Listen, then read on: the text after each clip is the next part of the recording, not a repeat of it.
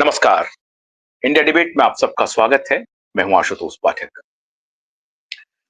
दोस्तों, आज हम आपके सामने बेहद चौंकाने, वैसे तो मैं हर दिन आपके सामने नई बात लेकर के आता हूं, लेकिन आज आपको ऐसी बात बताने वाला हूं जिसका जिक्र हम लोग थोड़ा थोड़ा इशारों में करते रहे हैं और आप सबको मालूम भी होगा।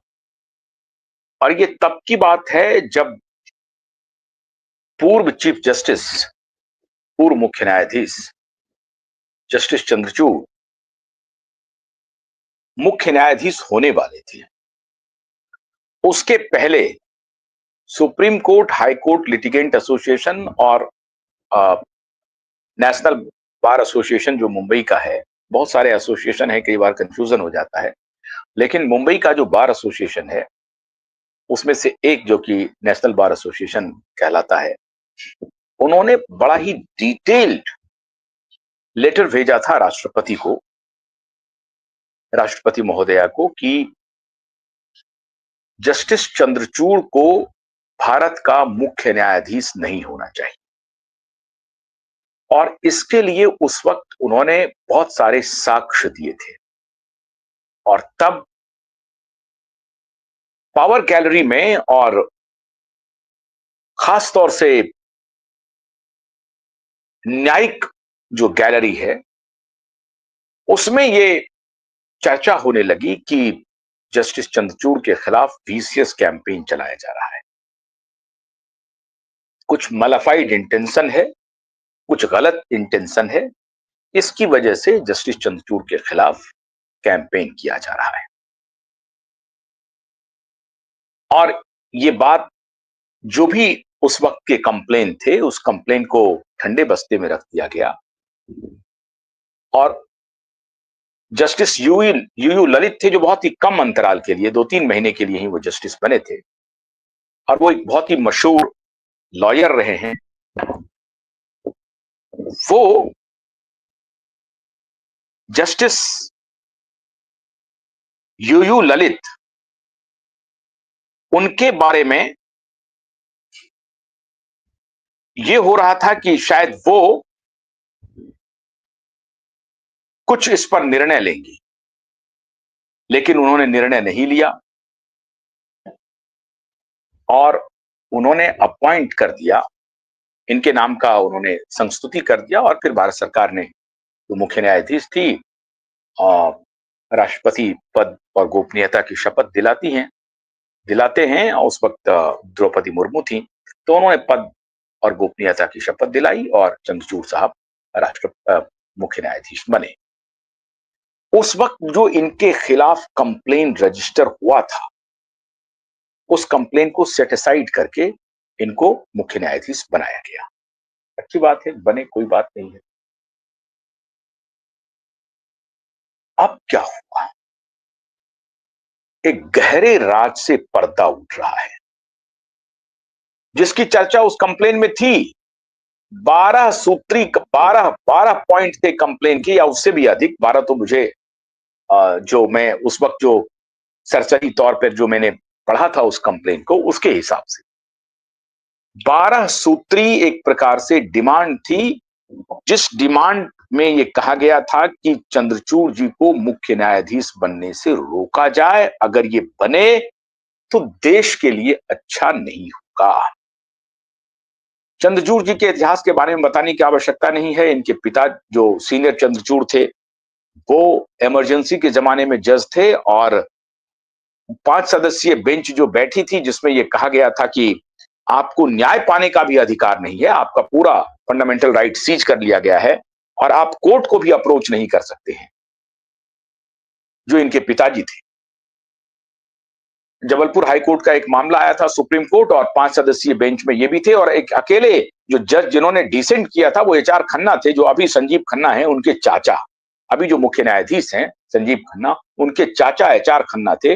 उन्होंने सिर्फ एक डिसेंट किया था कि नहीं, इमरजेंसी हो चाहे कुछ भी हो, लेकिन व्यक्ति का एक जो मौलिक अधिकार है, नैसर्गिक अधिकार है न्याय पाने का, वो किसी इमरजेंसी के तहत नहीं हो सकता, कि आपको न्याय पाने का भी अधिकार खत्म कर दिया गया है। ये नैसर्गिक न्याय की अवहेलना है और उन्होंने डिसेंट दिया था, उनका विरोध किया था, उनको फिर कभी इंदिरा गांधी ने चीफ जस्टिस नहीं बनाया, जबकि वो सीनियोरिटी में सबसे आगे थे और उनको ही दूसरा चीफ जस्टिस होना था, उनको चीफ जस्टिस इंदिरा गांधी ने नहीं बनने दिया। खैर, ये तो इमरजेंसी की बात थी। अब जो चीफ जस्टिस के जेल जाने की बात हो रही है, वो क्यों हो रही है?